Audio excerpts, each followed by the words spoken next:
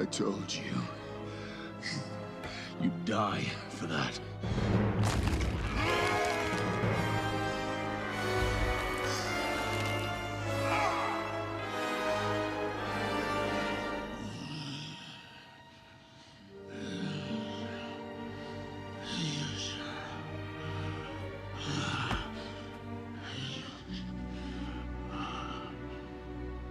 You should have gone for the head.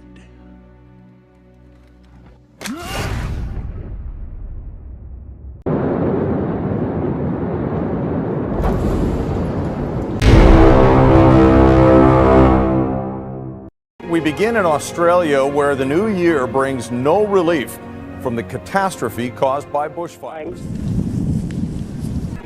Almost looking like a nuclear bomb as it incinerated the forest, a tiny dose of water turning into a steam. Have you ever seen conditions as bad as this before?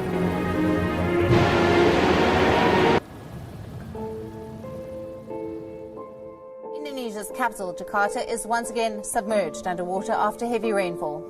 The National Disaster Mitigation Agency has reported over 87 floods in Jakarta alone.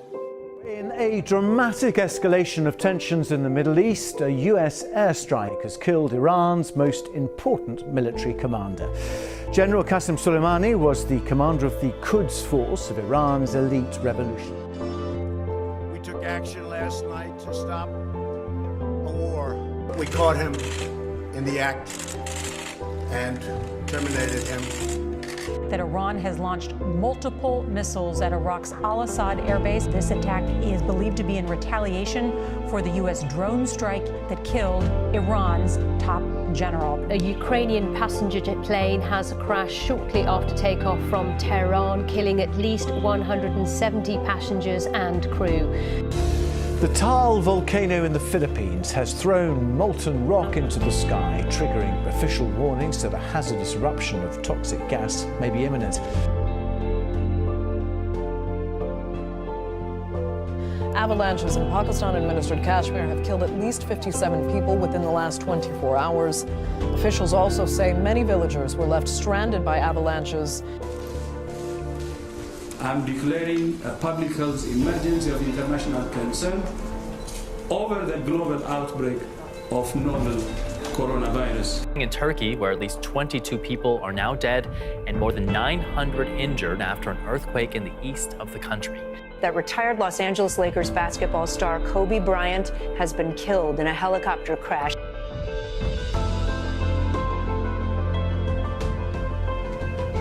So there it is. The UK has left the European Union. 47 years of history brought to an end in the name of sovereignty and independence.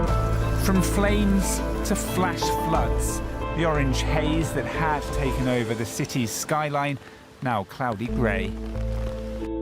Parts of northeastern Delhi have been left a smouldering wreck. Cars have been torched and businesses burned to the ground. Global hot zones, the coronavirus spreading. Fears grow of a global pandemic. The number of cases of COVID-19 outside China has increased. A huge spike in cases in Italy. Hundreds of cases in South Korea. New cases reported in Europe. There are now more than 118,000 cases in 114 countries. The CDC warned Americans to be prepared here at home, that it's not a matter of if, but when. At least 17 people were killed and over 20 others sustained injuries when a gas pipeline exploded in Abule-Ado area in Lagos. Visakhapatnam has indeed left all of us shocked. Major gas leak that took place at LG polymer plant in Visakhapatnam that's killed at least 8 people. Pakistan, a passenger plane has crashed in a residential area near Karachi. They came to demand change, despite a deadly virus, despite the dangers of large crowds, and despite warnings to stay away. Organised under the rallying cry of Black Lives Matter, and in the shadow of the anti-racism leaders that have gone before them.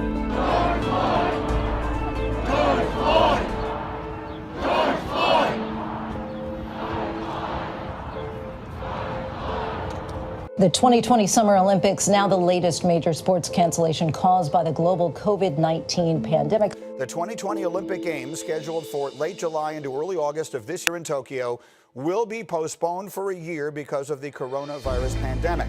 Around the world, the number of confirmed coronavirus cases stands at 4,444,670. India says at least 20 of its soldiers were killed in a clash with Chinese forces.